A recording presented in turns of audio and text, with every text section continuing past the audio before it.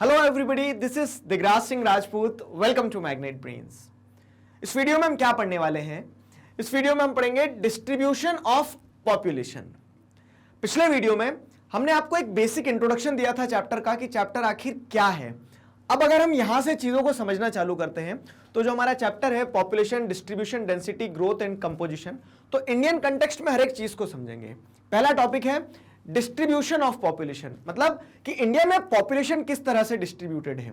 एक शब्द में आपको जवाब देना, आप कहेंगे सर अनइवनली। ठीक है, तो India has a highly uneven pattern of population distribution. We know that. ठीक है कि इंडिया में आपको क्या देखने को मिलेगा? हाईली अनइवन डिस्ट्रीब्यूशन देखने को मिलेगा। मतलब पॉपुलेशन जो है किसी राज्य में इतनी ज्यादा है कि वहां पॉपुलेशन डेंसिटी, जब आगे हम पढ़ेंगे तो आपको समझ में आएगा कि पॉपुलेशन डेंसिटी वर्ल्ड के जो मोस्ट डेंसली पॉपुलेटेड कंट्रीज है उसके कंपैरिजन में आ रही है, और किसी देश में पॉपुलेशन डेंसिटी बहुत ही कम है।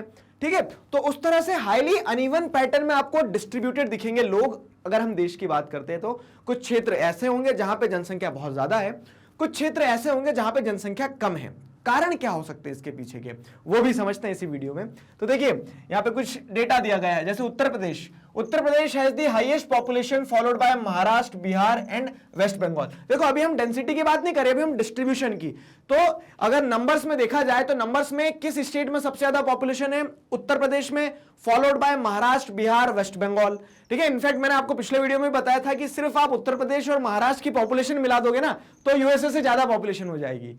ठीक, तो उस कंटेक्स्ट में आपको समझना है कि ये कुछ ऐसे स्टेट्स हैं जो क्या है, जहां पे आपको पॉपुलेशन डिस्ट्रीब्यूशन बहुत ज्यादा देखने को मिलेगा। ठीक है, तो अब आप अगर कंट्री के टॉप 10 स्टेट्स को ले लेते हो, उत्तर प्रदेश, महाराष्ट्र, बिहार, वेस्ट बंगाल, आंध्र प्रदेश, अलॉन्ग विद तमिलनाडु, मध्य प्रदेश, राजस्थान, कर्नाटका, गुजरात। ठीक है, top 10 states in terms of population.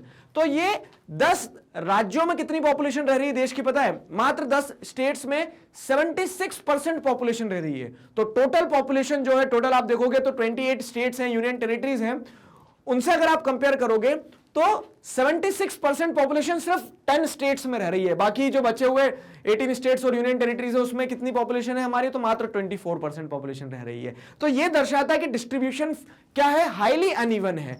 ठीक है, on the other hand the share of population is very small in the states like Jammu and Kashmir, Arunachal Pradesh, Uttarakhand. तो आप देखो 0.84% रह रहा है। ठीक है, अरुणाचल प्रदेश में देखोगे 0.11% है, 1.04% है जम्मू एंड कश्मीर में। और अगर इन स्टेट्स का एरिया देखोगे ना, जियोग्राफिकल एरिया, तो these are the large states, ये बड़े बड़े स्टेट्स की कैटेगरी में आते हैं। तो कुछ बड़े स्टेट्स हैं जहां पे पॉपुलेशन इवनली डिस्ट्रीब्यूटेड नहीं है, और कुछ छोटे स्टेट्स भी हैं। जैसे कंपेयर किया जाए बिहार और जम्मू कश्मीर को कंपेयर करोगे, बिहार छोटा है लेकिन बिहार में पॉपुलेशन बहुत ज्यादा है। आगे समझ में? तो इस तरह से पॉपुलेशन का जो डिस्ट्रीब्यूशन है वो हमारे देश में हाईली अनइवन है। आई होप आप कनेक्ट कर पा रहे हैं। तो analyse the uneven special distribution of population. तो ओवर द स्पेस कंट्री में अगर आप लेंथ ब्रेड्थ से नापोगे कंट्री को तो आपको क्या देखने को मिलेगा कि अनइवन तरीके से पॉपुलेशन जो है डिस्ट्रीब्यूटेड है। This is the crux of this topic. ठीक है, डिस्ट्रीब्यूशन ऑफ पॉपुलेशन। अब अगर सवाल ये आता है, अच्छा ये मैप देखना, ये आपकी भी बुक में अगर यहां नहीं दिख रहा तो इसे आंखें नहीं गड़ाना है, उसमें समझना है। ये जो मैप है डिस्ट्रीब्यूशन ऑफ पॉपुलेशन 2011 के हिसाब से जो डेटा बताया जा रहा है इंडिया का। ठीक है, तो इंडिया की पॉपुलेशन डिस्ट्रीब्यूशन को दर्शाया गया है। अभी जो एक डॉट दिख रहा है ना आपको सब ब्लैक, तो वो एक डॉट कितने लोगों को दर्शाता है? 200,000%। ठीक है, 200,000 मतलब क्या है? 2 लाख। तो 2 लाख पर्सन को एक डॉट दर्शाता है। अब आप देखो तो ये दिल्ली है, दिल्ली को तो डॉट दिख ही नहीं रहे, दिल्ली में डॉट गिनते गिनते थक जाओगे, पूरा ब्लैक कर दिया दिल्ली को। ठीक है, उसके अलावा जैसे देखोगे तो ये वाला जो बेल्ट है, देखो ये पूरा बेल्ट, यहां पे आपको क्या देखने को मिल रहा है इस पूरे बेल्ट में? और एक ये केरला वाला बेल्ट जो है, तो यहां पे आपको क्या देखने को मिल रहा है? डॉट बहुत ज्यादा पास पास में लगाए गए। फिर अरुणाचल प्रदेश में डॉट्स देखो, ठीक है, फिर जम्मू कश्मीर में डॉट्स देखो, फिर आपको डॉट्स देखना तो वेस्टर्न राजस्थान में देख लो, वेस्टर्न गुजरात में देख लो।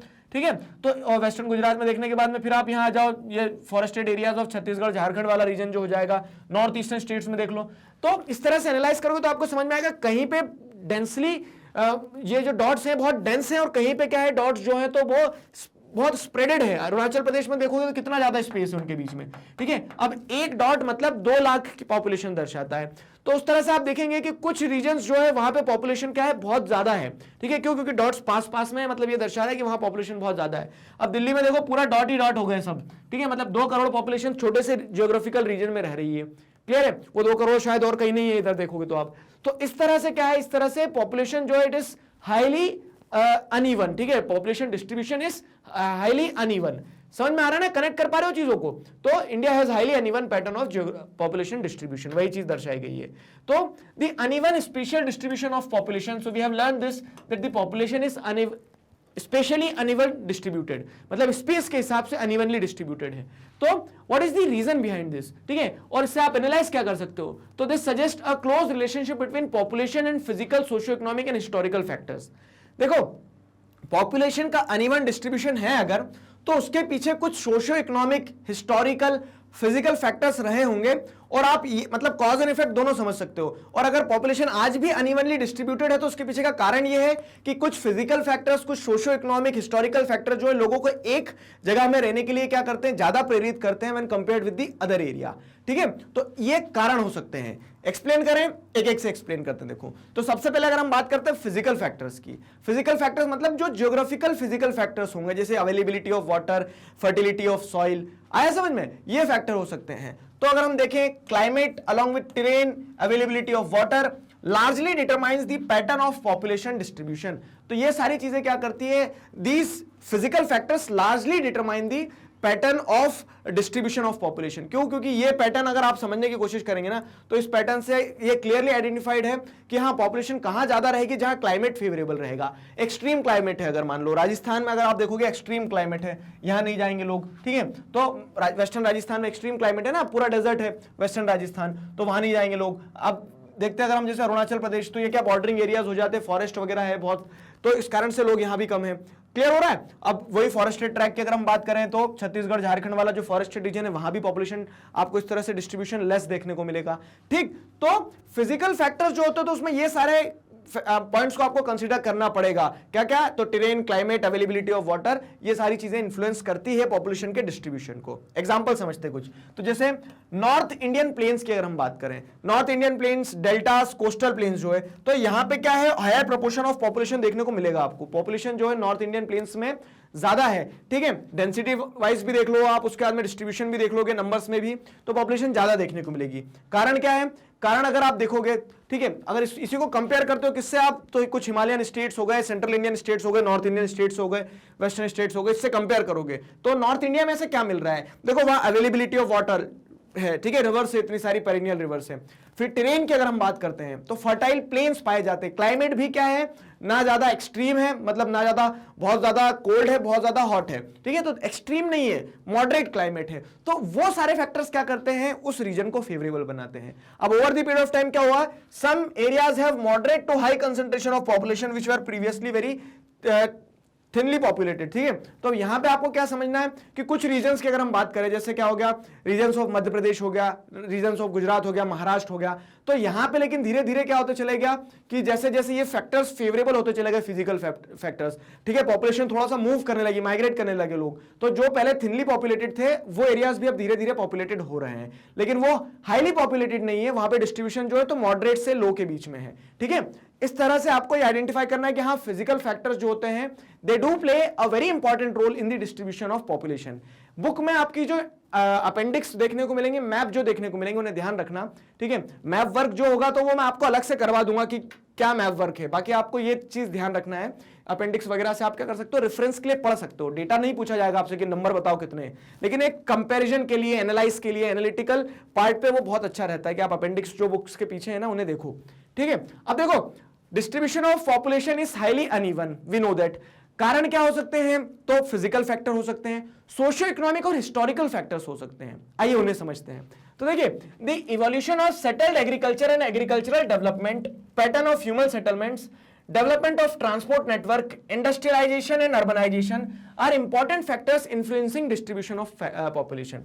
सोशियो इकोनॉमिक मतलब आप देखोगे तो सामाजिक और आर्थिक कारण क्या हो सकते हैं, ठीक है। तो यहां पे आप देखोगे कि जैसे जैसे सोसाइटी डेवलप होती है, अर्बनाइजेशन होता है, इंडस्ट्रियलाइजेशन होता है, एग्रीकल्चर एंड एग्रीकल्चरल डेवलपमेंट बढ़ता चला जाता है, और ये आज से नहीं हो रहा है, ये आप देखोगे तो इंडियन हिस्ट्री को उठा के देखोगे ना, तो इंडियन हिस्ट्री को उठा के देखोगे तब से आपको समझ में आएगा। एक मूवी देखी आपने, मोहनजोदारो, अब आप बोलोगे सर ये क्या लगा दिया, ठीक है, ये यूनिकॉर्न है, यूनिकॉर्न। तो मोहनजोदारो मूवी देखिए, जब वो उनका लास्ट वाला जो एकदम एंड सीन रहता है, तो जिसमें वो बाढ़ आ जाती है, फिर वो लोग उठ के जाते हैं, मतलब बाढ़ आ गई तो वहां से बह बहू के जैसे भी निकल जाते हैं लोग, वो टीले पे चढ़ जाते हैं, फिर नई जगह ढूंढते हैं। तो नई जगह ढूंढते ढूंढते वो कहाँ आते हैं, गंगा नदी के किनारे आते हैं।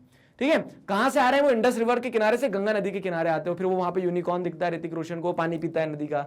आया समझ में? तो उस तरह से क्या है कि आपने कनेक्ट करो कि नदर्न प्लेन्स क्यों पॉपुलेटेड, क्योंकि हम पॉपुलेटेड है, क्योंकि हम अगर हिस्ट्री उठा के देखेंगे ना तो हमारा कल्चर, सोशियो इकोनॉमिक फैक्टर्स ऐसे रहे हैं कि शुरुआत से ही वहीं पे सेटलमेंट होते आया है। ठीक है, क्यों? क्योंकि वहां पे अवेलेबिलिटी ऑफ वाटर थी, और पहले वाटर बहुत इंपॉर्टेंट फैक्टर हो जाता था ह्यूमन हैबिटेशन की जब हम बात करते थे। तो ठीक, तो इस तरह से क्या है कि ये सारे फैक्टर्स क्या है, सोशियो इकोनॉमिक फैक्टर की कैटेगरी में आ जाएंगे। Example, regions falling in the river plains and coastal areas of India have remained the regions of large population concentrations since time immemorial। ठीक है, तो जिन रीजन्स पे क्या है, रिवर बैंक वाले जो रीजन हो गए, कोस्टल रीजन हो गए, कोस्टल रीजन में क्यों रहते हैं लोग, तो वहां क्या है, बहुत सारी रिवर्स ड्रेन कर रही है, पानी रहता है, फिश वगैरह अवेलेबल रहती है, फर्टाइल प्लेन रहता है, डेल्टा एरिया जो रहता है। तो ये हमेशा से ही क्या रहा है, वो एरिया रहा है which is being largely populated. Population distribution की बात करेंगे तो ये डेंसली पॉपुलेटेड रीजन में आ जाता है। ठीक है, कारण सिंपल सा है, an early history of human settlement and development of transport network along the river banks.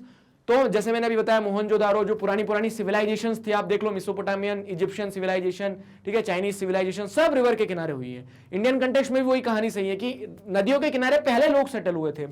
फिर क्या है, the urban regions of Delhi, Mumbai, Kolkata, Bengaluru, Pune, Ahmedabad, Chennai, Jaipur have higher concentration of population due to industrial development and urbanisation. अब यहाँ पे क्या है, तो हिस्टोरिकल फैक्टर समझा दिए। सोशियो इकोनॉमिक में जैसे क्या है कि इन सेंटर, ये क्या बने, ये सेंटर्स बने हैं। पुराने समय से आप देखोगे दिल्ली तो जो रूलर्स रहे उनकी कैपिटल रही है।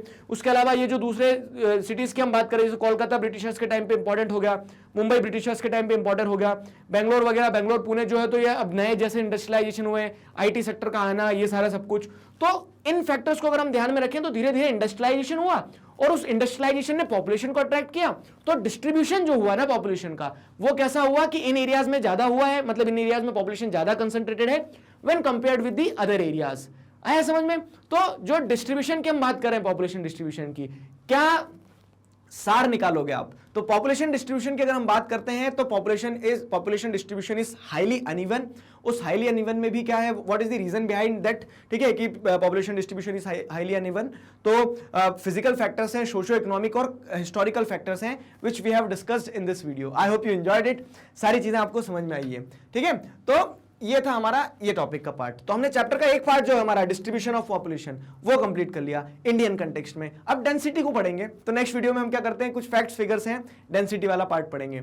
एक चीज मैंने आपको स्टार्टिंग में एकदम इंट्रोडक्टरी वीडियो में, मतलब जो बुक का इंट्रोडक्शन था उसमें बता दिया था कि क्लास 12th की अगर आप ज्योग्राफी पढ़ते हैं ना, तो ये ऐसा है कि आप खुद से भी अगर करना चाहो तो कर सकते हैं, क्योंकि फैक्चुअल है बहुत ज्यादा। क्लास 11th में जो आपको डर लगा था वो क्लास 12th में नहीं लगेगा। यहाँ पे आपको ह्यूमन ज्योग्राफी में बहुत सारे फैक्ट्स मिलेंगे। ठीक है, कंसेप्ट्स होते हैं कुछ कुछ, वो मैं बताते चलूंगा। बाकी अगर आपको ऐसा लगता है कि सर हम खुद से कर सकते हैं, तो गो विद द बुक। ठीक है, तो बुक रीड करते जाओ, पढ़ते जाओ पूरा फटाफट। जहां फंसते हो वो वीडियो देख लेना। ठीक है, टाइम बचेगा आपका। चलो, तो मैग्नेट ब्रेन्स पर किंडरगार्टन से क्लास 12 तक इसी तरह से सभी सब्जेक्ट्स, चैप्टर्स, टॉपिक, सब टॉपिक, सब कुछ सिस्टमैटिक वे में वीडियो लेक्चर्स के फॉर्मेट में अवेलेबल हैं, जिन्हें आप बहुत आसानी से पढ़ सकते हैं, समझ सकते हैं, घर बैठे अपना सिलेबस कंप्लीट कर सकते हैं। अपने जूनियर्स और सीनियर्स को जरूर बताइए मैग्नेट ब्रेन्स के बारे में। मिलते हैं नेक्स्ट वीडियो में। Till then stay connected, keep learning. Thank you very much.